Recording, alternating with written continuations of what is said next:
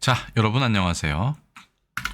금일 1시 세 번째 시간은 효 최국보채라고 해서 허난선언의 효 최국보채라는 작품을 살펴보도록 하겠습니다. 아마도 다음 시간부터는 중국 당시를 소개할 수 있겠고요.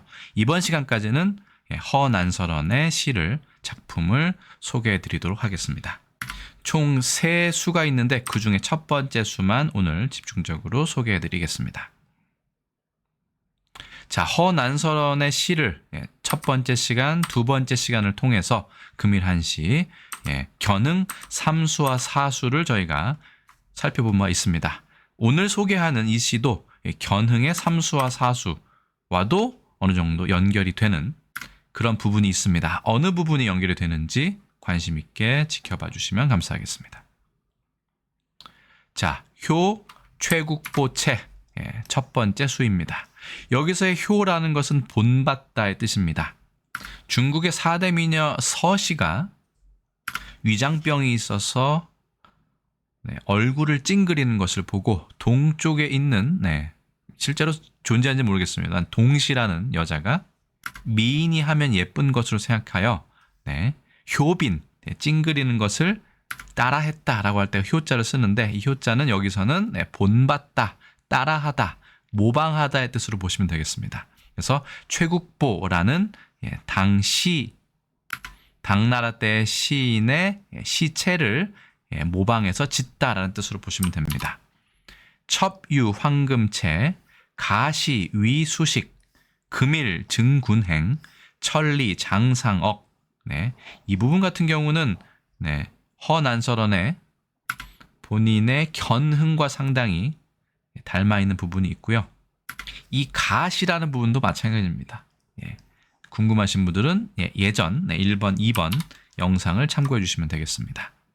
자, 해석을 해봤습니다. 저에게 황금 비녀가 하나 있는데, 그렇죠? 비녀, 채, 비녀, 차자입니다. 첩이라는 것은 여기서는 여성이 반드시 본인의 신분이 첩은 아니더라도 본인을 낮출 때 쓰는 말이라고 보시면 됩니다. 참고로 처는 이렇게 쓰죠. 뭔가 위쪽에 비녀를 꽂은 듯한 여성을 얘기합니다. 그래서 처와 첩을 동시에 일컬어서 처첩이라는 말도 있죠. 저에게, 단순히 저에게 황금 비녀가 하나 있는데 시집 올 때 머리 장식으로 제가 하고 있었습니다. 이 부분 많이 익숙하시죠? 금일 증군행, 오늘 그대가 먼 길을 떠나기에 선물로 드리오니 천리를 만약에 간다고 하시더라도 장, 오래오래 상억, 기억해 주세요. 떠올려 주세요. 이런 얘기입니다. 지난번에 봤던 견흥에 비해서는 그 적극성이 좀 떨어지긴 합니다만 그 구조와 상당히 유사한 부분을 가지고 있습니다. 5원으로 되어 있고, 이번에는 절구로 되어 있네요. 총 5 곱하기 4, 20글자로 되어 있는 제일 근채시 중에는 가장 그 자수가 적은 것이 바로 5원 절구입니다. 총 5개의 글자로 이루어져 있고 운율이 율시의 경우에는 이거의 2배이기 때문에 총 40자가 됩니다만, 그렇죠? 그거를 절반으로 딱 잘랐다 해서 절구라고 얘기합니다. 그래서 5원 절구로 되어 있고 운자는 기, 승, 전, 결 중에 승의 마지막 글자, 결구의 마지막 글자 해서 식과 억이 서로 운자가 됩니다. 아분을 이렇게 맞춘 것이죠. 당나라 때 정립되기 시작한, 물론 위진남북조 때도 있었겠지만요. 이 근채시, 형식과 운율을 중시하는 근채시 이전에는 고채시라고 해서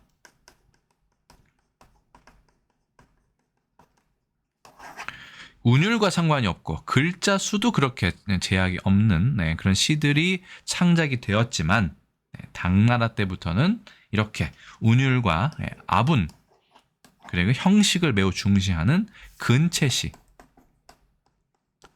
근채시가 그 주류를 형성하게 됩니다. 그래서 이것도 최국보라는 사람의 시를 모방한 것이기 때문에 그 글자 수와 아분을 서로 잘 맞추었다라고 볼 수 있습니다.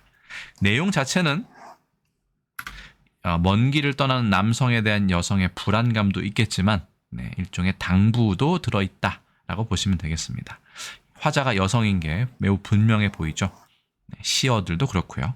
그렇다면 지금 허난설원의 견흥과도 상당히 유사한 이 구조, 과연 최국보의 시에서는 어떻게 드러날까 한번 살펴보도록 하겠습니다. 아울러 원사, 총 2수 중에 첫 번째 수인 최국보의 원사 제1수를 살펴보도록 하겠습니다. 최국보라는 인물은 의외로 당시에서는 중요한 지위를 차지하지만 이 인물에 대한 생평에 관해서는 알려진 바가 별로 없습니다. 상당히 안타까운 일이죠. 허난설원은 상당히 불우한 인생을 살았는데 그렇기 때문에 최국보처럼 우울한 시어를 쓴 원사가 그것이죠. 이 원망하는 말을 쓴 원사입니다. 를 모방하고 싶은 마음이 컸었을 것으로 생각을 합니다. 한번 읽어보겠습니다. 첩유라의상 진왕 제시작 이 부분이 상당히 비슷하죠. 첩유부터 해서요. 위무 춘풍다 출애 불감착 이렇게 되어 있습니다. 운자는 작과 착입니다. 이 내용과 심상뿐 아니라 형식도 허난설원은 모방해서 가져온 것이죠. 대략적으로 해석하려면 이렇습니다. 첩에게는 저에게는 비단 저고리 치마가 하나 있는데 그렇죠? 진왕께서 아마 본인을 총애해 주던 왕의 이름인 것 같습니다. 진왕께서 재위할 때, 제 곁에 있을 때 지은 것입니다. 선물한 것이 아닌가 싶습니다. 참 어여쁘구나 라고 해서 총애를 할 때 선물한 비단 치마인 것 같습니다. 이 비단 치마에는 허난설원의 견흥에도 등장하는 것이죠. 어쨌든 계속 보겠습니다. 춤을 출 때는 한참 예쁨을 받고 춤을 출 때는 춘풍이 많았는데 그때는 봄날 아주 따뜻하고 봄바람 살랑거리던 그런 시기였는데 벌써 2계절이 지났습니다. 반년이 지나서 출애, 그렇죠? 가을이 오니 감히 혹은 견디지 못한다 이런 뜻입니다. 불감은 그래서 차마 입을 수가 없네요. 가을이 와도 이 진왕이 곁에 있다면 아직까지도 총애를 받고 있기 때문에 입고 춤출 수 있겠지만 그 사람은 이미 내 곁에 없는 것 같습니다. 그래서 원망 섞인 말을 이 시로서 나타낸 것이죠. 물론 작자는 최국보이기 때문에 남성입니다만 화자를 여성으로 설정해서 시를 짓고 있는 것을 알 수 있습니다. 다만 이 시의 경우에는 허난설원이 아닌 최국보가 지은 시이기 때문에 중국어, 현대 중국어로 읽어도 의미가 있을 것 같습니다. 다만 당나라 때의 음과는 지금의 현대 중국어는 상당히 달라져 있기 때문에 원래의 맛을 더 느끼기를 원한다라고 하면 현재 우리가 사용하고 있는 도금으로 읽는 것이 조금 더 그 읽는 맛이 있겠다라고 하겠습니다. 일단 읽고 오늘 컨텐츠 마무리하겠습니다. 첫 유부터 다릅니다. 妾有罗衣裳 秦王在石座 魏无春风多 秋来不堪着라고 합니다. 우리 도금으로 읽을 때 현대 중국어로 읽을 때 조금은 느낌이 다르실 겁니다. 어떤 것이 더 맞다, 어떤 것이 더 음에 근접하다라고 말하기는 상당히 어렵습니다만 개인적으로는 우리 발음, 현재 우리가 읽는 도금으로 읽을 때 조금 더 맛이 있는 것 같습니다. 다만 노래처럼 부르기 위해서는 현대 중국어도 도금도 나쁘지 않다라고 생각합니다. 여기서도 운자는 작이고요. 쪼이고요.